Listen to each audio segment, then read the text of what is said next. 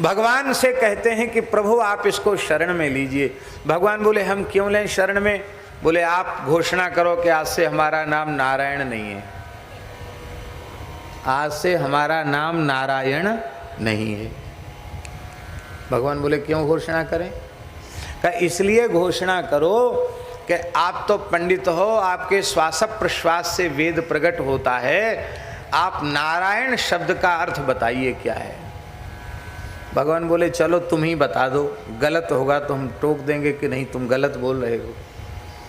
तो आचार्य ने कहा, भक्त ने कहा, संत ने कहा कि नार माने होता है जीव समूह और अयन माने होता है आश्रय। जो संपूर्ण जीव जगत का परमाश्रय है उसको नारायण कहेंगे। बोले पकड़े गए आप। कैसे पकड़े गए? बोले आप कहते कि हम केवल ज्ञानियों के आश्रय हैं, भक्तों के आश्रय हैं, अष्टांग योगियों के आश्रय हैं, सांख्य योगियों के आश्रय हैं, तो हम आपसे झगड़ा नहीं करते। पर आपने कहा आपका नाम तो है नारायण, आप संपूर्ण जीव समूह के और प्रकृति के आश्रय हैं। जब आप सबके आश्रय हैं तो इसके आश्रय क्यों नहीं बनेंगे? बुरे से बुरा है हम स्वीकार करते, बुरा है, पर आप इसके भी आश्रय हैं कि नहीं? हैं तो बनिए, और नहीं तो घोषणा कीजिए कि हमारा नाम नारायण नहीं है। भगवान बोले हम भले ही सबके आश्रय हैं, पर इस पर तो कृपा करते करते हम थक गए हैं। बार बार इसको अवसर दिया, ये बार बार धोखा करता है, विश्वासघात करता है। अब इसका आश्रय बनने की इच्छा नहीं हो रही है, इसको शरण में लेने की इच्छा नहीं है। तो आचार्य कहते हैं दया सिंधो, दयालु पुरुष केवल प्राणी के दुख का विचार करते हैं, अपने पराये का भी भेद नहीं रखते। ये अपराधी है कि निरपराधी है इसका भी विचार नहीं करते। जब दयावान पुरुष इसका विचार नहीं करते तो आप दया के अगाध समुद्र हैं, दया सागर हैं, फिर आप इस जीव पर दया क्यों नहीं करते? ये आपकी दया का पात्र है, आप इस पर दया कीजिए। भगवान बोले भले ही हम दया के समुद्र हैं, पर दया करते करते भी थक गए। दया की भी एक सीमा होती, हद हो गई। दया करते करते थक गए, अब इस पर दया नहीं आ रही है। कितनी बार मनुष्य जन्म दिया इसको कृपा करके, करुणा करके, हर बार इसने गंवा दिया, अब दया नहीं आ रही है।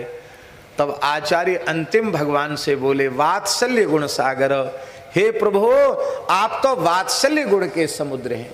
भगवान के नेत्र भर आए।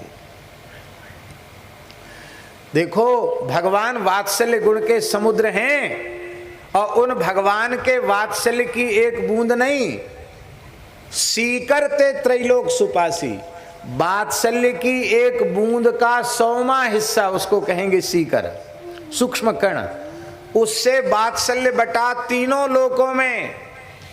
और एक व्यक्ति के हिस्से में कितना वात्सल्य आया। और संसार में माता का वात्सल्य देखो आप, अपने पुत्र के प्रति कितना वात्सल्य होता माता का। कुपुत्रो जाये तो क्वचिदपि कुमाता न भवती। भले ही बात झूठी हो, पर हमने सत्पुरुषों के मुखारविंद से सुनी है कि कोई एक ऐसा दुष्ट पुत्र था कि अपनी प्रेमिका को संतुष्ट करने के लिए अपनी माता की हत्या करके उसका कलेजा लेकर के वो चला, अपनी प्रेमिका को संतुष्ट करने के लिए। और मार्ग में ठोकर लगी और गिर गया, तो उसके माता के कलेजे से आवाज आई कि बेटा चोट तो नहीं लगी। भले ही बात कल्पना हो या झूठी हो, लेकिन इतनी बात तो पक्की है कि माता के प्रति ऐसा व्यवहार करने वाला पुत्र, उसके प्रति भी माँ के हृदय में कितनी दया होती है, कितना वात्सल्य होता है। माता के जैसा हृदय माता का ही होता है, अपार वात्सल्य माता में होता है। उस माँ में इतना वात्सल्य है तो आप तो वात्सल्य गुण के अगाध समुद्र हैं। आप दया नहीं करोगे तो कौन करेगा? भगवान रोने लगे, बोले अब तुम जो कहोगे सो करेंगे, अब हम हारे और तुम जीते। इसका नाम है पुरस्कार, इसको कहते हैं पुरस्कार। हम हारे, भगवान कहते हम हारे और आप जीते। बोलो क्या करना सो बताओ। बोले एनम रक्ष जगन्नाथ आप जगत के नाथ हैं। जब सारे जगत के नाथ हैं तो इसके भी नाथ हैं। एनम रक्ष, इसकी रक्षा करो। बोले इसके सब अपराध खत्म हो गए? बोले ये थोड़ी हम कहते अपराध खत्म हो गए। बहु जन्मापराधीनम, मैं स्वीकार करता हूं ये अनेक जन्मों का अपराधी है, लेकिन आपका है। तो भगवान बोले जब अपराधी है तो इसको अपराध तो दूर करो पहले। बोले महाराज झूठे ही बोलते हो क्या आप? भगवान बोले कैसे? बोले आपने विभीषण शरणागति के प्रसंग में ताल ठोक कर कहा, सन्मुख होई जीव मोहि जब, सन्मुख होई जीव मोहि जब, जन्म कोटि अघ नासहि तब, जन्म कोटि अघ नासहि तब। कर्म के 3 विभाग हैं, एक संचित, एक क्रियमाण और एक प्रारब्ध। संचित उसको कहते हैं जो अनेक जन्मों के शुभाशुभ कर्म इकट्ठे हैं, उसको संचित कहेंगे। उन इकट्ठे कर्मों से जो इस जन्म में भोगने के लिए प्राप्त हो चुके हैं उसका नाम प्रारब्ध है, और जो इस शरीर से नए कर्म कर रहे हैं उनका नाम क्रियमाण है। तो क्रियमाण कर्म संचित में जाते हैं और संचित से प्रारब्ध बनता है, ऐसा है। क्रियमाण कर्म संचित में चले जाते हैं और संचित से प्रारब्ध का निर्माण होता है, और ये कभी खत्म होते नहीं, कभी खत्म नहीं होते। न कभी संचित समाप्त होता है, क्योंकि क्रियमाण से संचित में सदा जाता रहता है और उससे नए नए प्रारब्ध का निर्माण होता रहता है, वो भोगने के लिए प्राप्त होता है। और हर प्रारब्ध भोग के काल में नवीन कर्म होते हैं, फिर वो संचित में चले जाते हैं। यही है कर्म का जाल, इसी में जीव उलझ जाता है। और पुनरपि जननम पुनरपि मरणम पुनरपि जननी जठरे शयनम। तब इसका उपाय क्या है? बहुत उपाय, श्रेष्ठ उपाय शरणागति। शरणागति सर्वोच्च साधन है, साध्य है, उपाय है, उपेय है। और यदि हम अंतिम बात कहें तो सम्यक और संपूर्ण समाधान जीव की समस्याओं का भगवत शरणागति ही है। क्या समाधान? भगवान की शरण में जाते ही संचित भस्म हो जाता है। महाराज जी, आज हमने सवेरे चर्चा की थी सृष्टि के अनादित्व की। जब सृष्टि अनादि है तो संचित भी अनादि है कि नहीं? क्योंकि हमारा पहला जन्म तो है नहीं, इसके पहले कितने जन्म हो चुके हैं इसकी गणना नहीं। तो संचित कितना अधिक है उसकी कोई सीमा नहीं है। करोड़ों करोड़ों जन्मों का संचित जिस क्षण जीव यह कहता है, हे नाथ, हे मेरे नाथ, मैं आपकी शरण में हूँ, आप ही एकमात्र मेरे रक्षक हैं, हे नाथ मुझे आप अपनी शरण में लीजिए। श्रवण सुजस सुनि आई हो, प्रभु भंजन भो भीर, त्राहि त्राहि आरत हरण, शरण सुखद रघुवीर। कहकर के जब जीव भगवान की शरण में जाता है तो शरण में जाते ही, ध्यान से सुने मयंक जी, शरणागति के अव्यवहित उत्तर क्षण में संचित तत्काल भस्म हो जाते। कितनी बड़ी समस्या का समाधान हुआ। लाख करोड़ नहीं, अरब खरब नहीं, असंख्यों जन्मों के संचित का नाश केवल भगवान की शरण में जाने से हो गया। और इतना ही नहीं, शरण में जाने से असंख्यों जन्मों के पाप कर्म का नाश हो गया, अशुभ कर्म का नाश हो गया, सब का नाश हो गया। भगवान से मिलने में जो भी बाधक प्रतिबंधक कर्म है उन सब का नाश हो गया। और शरणागति जब जीव लेता है, ग्रहण करता है, तो उसका नया जन्म हो जाता है। नया जन्म हो गया, नया जन्म। अब क्या, अब वो शरीर संसार का नहीं, अब वो भगवान का है, भगवान उसके। नया जन्म, नया जन्म हो गया। अब नया जन्म हो गया तो शरणागति से संचित तो भस्म हो गया और क्रियमाण पवित्र हो गया। ध्यान में आई बात।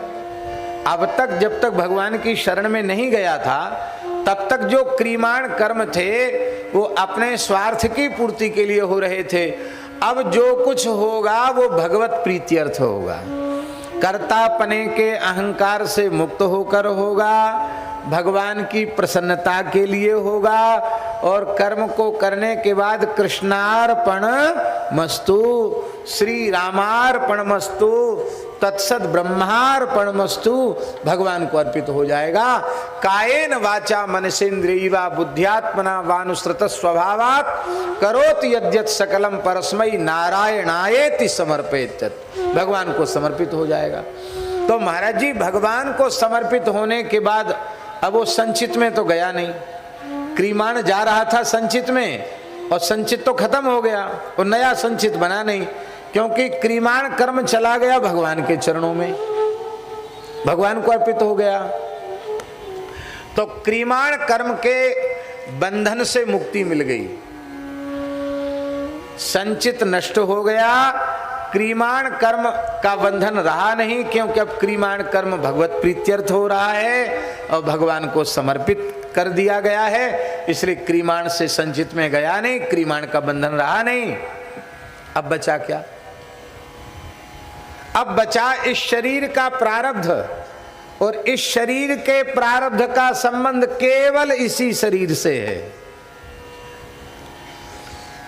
तो कितनी बड़ी समस्या निपट गई। अरे भैया,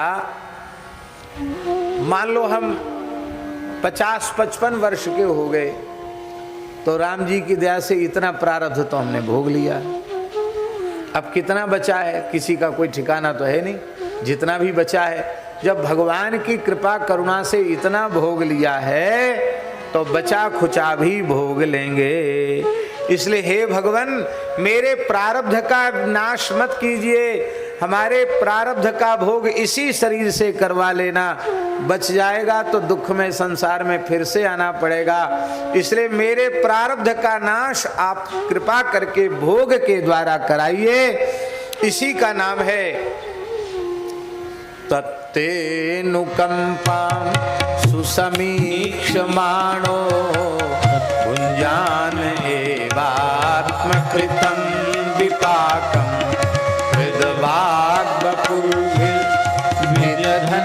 नमस्ते जीवेत यो मुक्ति पदे सदाय भाव। भक्त सदा भगवान की कृपा का दर्शन करता रहे, अनुकूल से अनुकूल, प्रतिकूल से प्रतिकूल परिस्थिति में भगवान की कृपा का दर्शन करे। और भुंजान एवात्म कृतम विपाकम, प्रारब्ध अपना ही किया हुआ कर्म, उससे प्रारब्ध हमको मिला है भोगने को, ऐसा मानकर प्रसन्नता पूर्वक भोगे। भगवान की निंदा न करे, भगवान को दोष न देवे। हमारे महाराज जी कहते थे कि एक राजा था, गया था घूमने फिरने सैर करने, तो एक खेत की मेड़ पर बैठ गया और अपने गुलाम से कहा, उसने ए जाओ ककड़ी तोड़ के ले आओ। अब ककड़ी ले आया बेचारा, उसका तो क्यों, तो सेवक है, आज्ञा पालन करना उसका धर्म है। वो ककड़ी ले आया, वो ककड़ी राजा ने खाई तो बड़ी कड़वी ककड़ी। कोई कोई देखा होगा लौकी कड़वी, ककड़ी बहुत कड़वी होती, बहुत भारी कड़वी। तो राजा ने खा करके एक गिलास खाया, थू थू करके थूक दिया, कुल्ला किया, और उसे ही खाई हुई ककड़ी उस गुलाम को, खा जाए इसको। उसने न नाक सिकोड़ी, न मुंह सिकोड़ी, न भौं सिकोड़ा, पूरी कड़वी ककड़ी खा गया। तो राजा को बड़ा आश्चर्य हुआ। राजा ने कहा, भले आदमी, हम तो एक ग्रास नहीं खा सके, हमको थूकना पड़ा, कुल्ला करना पड़ा, इसके बाद भी मेरा मुंह भयंकर कड़ुआ है अब तक। और क्या तेरे लिए ककड़ी मीठी हो गई? उसने कहा नहीं हजूर, ककड़ी तो जैसी थी वैसी ही रही, ककड़ी मीठी है, हमारे लिए क्यों मीठी हो जाएगी ककड़ी? अरे भाई कड़वी है, उसकी प्रकृति ही कड़वी है, तो मेरे लिए मीठी कैसे होगी? मेरे लिए भी कड़वी ही थी। फिर तू खा कैसे गया? उसने कहा मैं केवल इस विचार से खा गया कि जो मेरे मालिक इतने उदार हैं, हमको बढ़िया बढ़िया पकवान मिष्ठान खाने के लिए देते हैं, अब कभी कृपा करके कड़वी ककड़ी भी खाने को दे दें। तो जिस स्वाद से हलवा पूड़ी कचौड़ी गुलाब जामुन इमरती खाई है, उसी स्वाद से कड़वी ककड़ी भी खानी चाहिए, क्योंकि उसमें भी हमारा कोई हित ही होगा। तो महाराज जी कहते थे कि एक गुलाम अपने मालिक के प्रति इतना कृतज्ञ हो सकता है, तो हम श्री ठाकुर जी के सेवक हैं, उनके दास हैं, हमें भगवान के प्रति कितना कृतज्ञ होना चाहिए। जीवन में प्रतिकूल परिस्थिति भी आ जाए तो उसमें भी भगवान की कृपा का अनुसंधान करे। भुंजान एवात्म कृतम विपाकम हृदवाग बपुरभिर विदधन नमस्ते। हृदय से, वाणी से, शरीर से भगवान और भगवान की विभूतियों को प्रणाम करता है।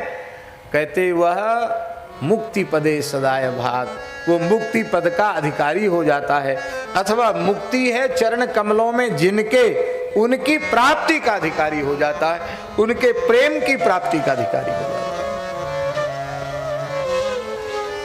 तो संचित नष्ट हो गया, क्रियमाण पवित्र हो गया, और प्रारब्ध को प्रसन्नता पूर्वक भोगता है भगवान का भक्त। और महाराज जी एक और विशेष बात है, आर्त भक्त के प्रारब्ध का भी नाश भगवान कर देते हैं। भक्त जब बहुत आर्त होता है तब भगवान उसके प्रारब्ध का नाश करके उसको अपने शरण, अपने निकट बुला लेते हैं। कितनी करुणा है भगवान की। ज्ञानी का प्रारब्ध नष्ट नहीं होता, निष्काम कर्मयोगी का प्रारब्ध नष्ट नहीं होता, पर भक्त पर भगवान का इतना पक्षपात है कि यदि वो प्रारब्ध भोगने में समर्थ नहीं है तो भगवान कहते चिंता मत करो, हम तुम्हारे प्रारब्ध का नाश करते हैं, अथवा हम स्वयं भोग लेते तुम्हारा प्रारब्ध। जगन्नाथपुरी में एक महापुरुष थे, उनका चरित्र भक्तमाल ग्रंथ में है, बाबा श्री माधव दास जी महाराज। विनय व्यास मानो प्रगट हुए, जग को हित माधव कियो। नाभाजी ने उनका स्मरण किया। प्रकांड पंडित थे, बहुत बड़े विद्वान थे, और कन्नौज शहर में ही कान्य कुब्ज विप्रकुल में उनका जन्म हुआ था, और शास्त्रों के चूड़ांत विद्वान थे। 15-16 वर्ष की आयु में षडंग वेद के विद्वान हो चुके थे, ऐसी विलक्षण मेधा थी उनकी। समावर्तन संस्कार हुआ, विवाह हो गया, पत्नी बहुत सुंदरी थी, पत्नी की मृत्यु हो गई, एक बच्चे का जन्म हुआ, एक पुत्र का जन्म हुआ, और प्रसव की वेदना से पत्नी की मृत्यु हो गई। अब इनकी पूर्ण युवावस्था, 20 वर्ष की आयु, और छोटा नवजात बालक।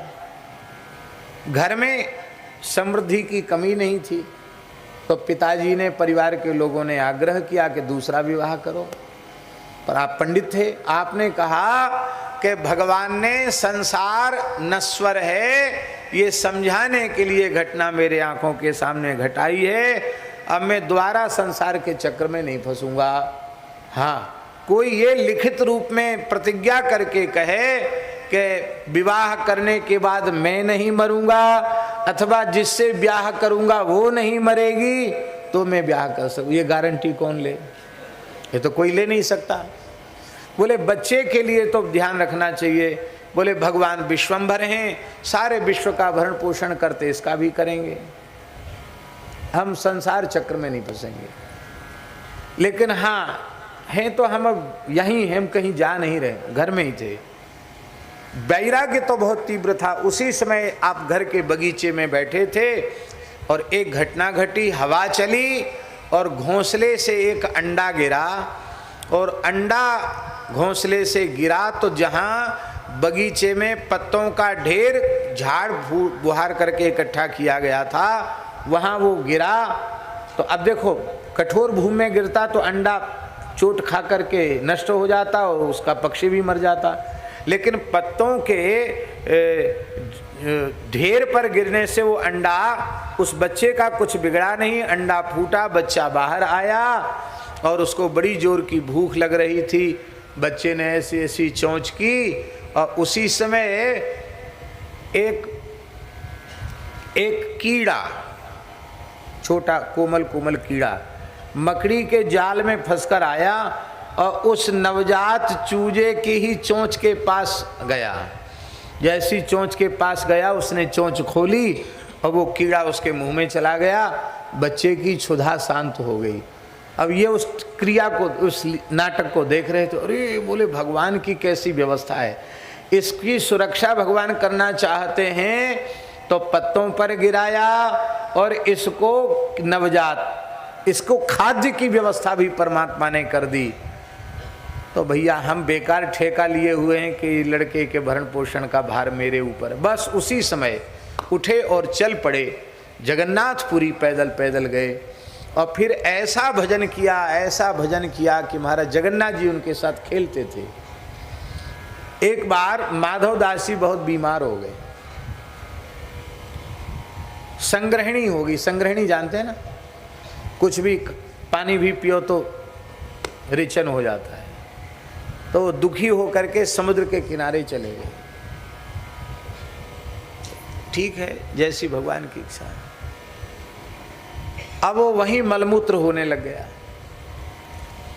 तो साक्षात जगन्नाथ भगवान आए, कोई छद्मवेश में नहीं, साक्षात स्वरूप में जगन्नाथ जी पधारे और भगवान जगन्नाथ अपने हाथ से उनके मलमूत्र में सनी हुई लंगोटी को, अचला को धोने लग गए और उनको स्नान कराने लगे। तो बाबा माधव दास जी रोने लगे, बोले प्रभु ब्रह्मा जी शंकर जी आपकी सेवा करके सौभाग्य का अनुभव करते हैं, लक्ष्मी जी आपके चरण दबाती हैं, मैं एक सामान्य जीव हूँ, कलयुगी प्राणी हूँ, आप मेरी ऐसी सेवा क्यों कर रहे हो। भगवान ने कहा कि देखो हम अपनी नाक बचाने के लिए, अपनी इज्जत बचाने के लिए सेवा कर रहे हैं, क्योंकि तुम सब कुछ त्याग कर केवल मेरा आश्रय लेकर मेरी शरण में आए हो और तुम इस प्रकार से मलमूत्र में सने हुए पड़े रहोगे तो मेरी बदनामी होगी। तो मैं बदनामी के डर से सेवा कर रहा हूँ। जब जिसका मेरे अतिरिक्त संसार में अपना कहलाने के लिए कोई दूसरा नहीं है, मैं स्वयं अपने हाथ से उसकी सेवा करके अपना सौभाग्य मानता हूँ।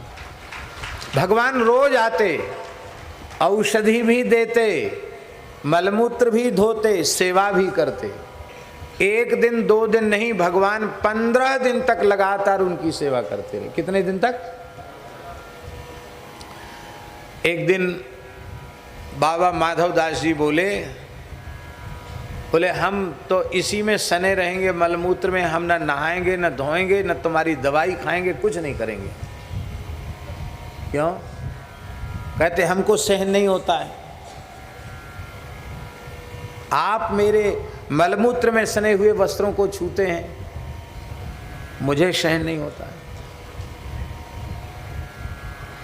भगवान बोले देखो भाई बात ऐसी है कि हमारा विचार ये है कि तुम्हारा इस शरीर का कुछ प्रारब्ध ऐसा है जो तुम भोग के द्वारा ही नष्ट होगा, तो कुछ समय का और है प्रारब्ध, और तुम भोग लो, हमें सेवा का सौभाग्य मिल जाएगा, फिर ठीक हो जाओगे। बोले भले ही हम दूसरा तीसरा जन्म ले लें प्रारब्ध भोग के लिए, पर आपसे सेवा हम लें ये हमको सहन नहीं होता। भगवान बोले कि विमुख प्राणी संस्कृति के चक्र में पड़ते हैं, तुम्हारे जैसे तेसा महम समुद्धरता मृत्यु संसार सागरात भवामि न चिरात पार्थो मैयावेशित चेतसा। तो आपके जैसा जिनका चित्त मुझ में लगा हुआ है, मैं स्वयं ही संसार सागर से उनको पार उतारता हूं।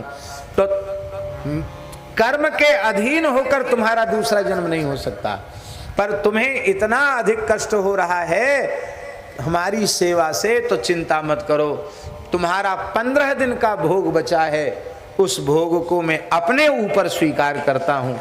ऐसा कहते ही बाबा माधव दास जी स्वस्थ हो गए और जगन्नाथ जी मंदिर में जाकर बीमार हो गए। आज भी आषाढ़ी अमावस्या को बीमार होते हैं जगन्नाथ जी। ज्येष्ठ पूर्णिमा को भगवान, आषाढ़ी अमावस्या को भगवान बीमार होते हैं, ज्येष्ठ पूर्णिमा को बीमार होते हैं और आषाढ़ी अमावस्या को 15 दिन पूरे हो जाते हैं। उसके बाद भगवान का नवयौवन दर्शन होता है। फिर आषाढ़ शुक्ला द्वितीया को भगवान रथ में विराजमान होकर दर्शन देते हैं। तो भगवान ने तो प्रारब्ध भोगा उस समय 500-700 साल पहले, लेकिन भगवान अपने भक्त का प्रारब्ध खुद भोग लेते हैं, भक्त का प्रारब्ध नष्ट कर देते हैं। ये दिखाते हैं जगन्नाथ जी आज भी लीला करके। रील होती ना, रील, तो रील को जब जल्दी जल्दी आगे बढ़ाना चाहते हैं तो रिमोट दबा करके, बटन दबा करके रील को जल्दी जल्दी आगे बढ़ा देते हैं। ऐसे ही भक्तों की जीवन की रील भगवान के हाथ में होती है, रिमोट कंट्रोल भगवान के हाथ में होता है। वो देखते ज़्यादा परेशान हो तो जल्दी जल्दी जल्दी जल्दी रील चला करके भगवान अपने चरणों तक भक्त को पहुंचा लेते हैं। ये रियायत केवल भक्तों को मिलती है और किसी मार्ग के साधकों को नहीं मिलती है। ये भक्ति मार्ग की विशेषता है। भगवान इस प्रकार से भक्त के ऊपर कृपा करते हैं और भक्त का वह शरीर अंतिम शरीर हो जाता है, भक्त का वह जन्म अंतिम जन्म हो जाता है। वो खुद भी तरते हैं और न जाने कितने जीवों को तार देते हैं। बोलो भक्त वत्सल भगवान की। अब एक बात और रहेगी और कह दें, मान लो भक्त के द्वारा भी कोई संकल्प पूर्वक शुभ या अशुभ बन गए तो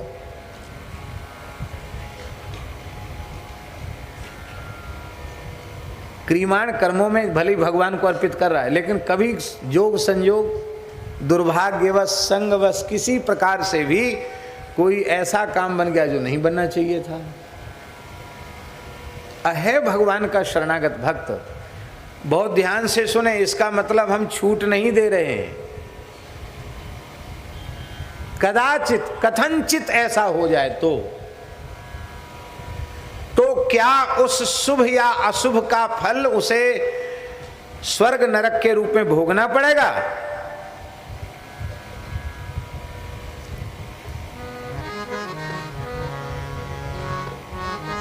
आचार्यों ने महाराज जी बड़ी ऊंची बात कही है। श्री भाष्य में श्री रामानुज स्वामी जी ने एक बड़ी सुंदर बात कही है। वे कहते हैं ब्रह्मसूत्र के श्री भाष्य में, वो कहते हैं कि जो भगवान के प्रपन्न शरणागत भक्त होते हैं उनसे कथनचित कोई संकल्पित शुभ अशुभ बन जाए तो जो भक्तों की प्रशंसा करते हैं, उनकी उपासना करते हैं, उनमें उनके शुभ चले जाते हैं, और जो भगवान के भक्तों की निंदा करते हैं, उनका विरोध करते हैं, उनमें उनके अशुभ चले जाते हैं। भगवान का भक्त शुभाशुभ से मुक्त होकर के भगवान की शरण प्राप्त करता है। ये भगवान की रियायत, ये भगवान की तरफ से विशेष सुविधा शरणागत भक्तों को दी जाती है। शरण शब्द के दो अर्थ हैं कोश के अनुसार।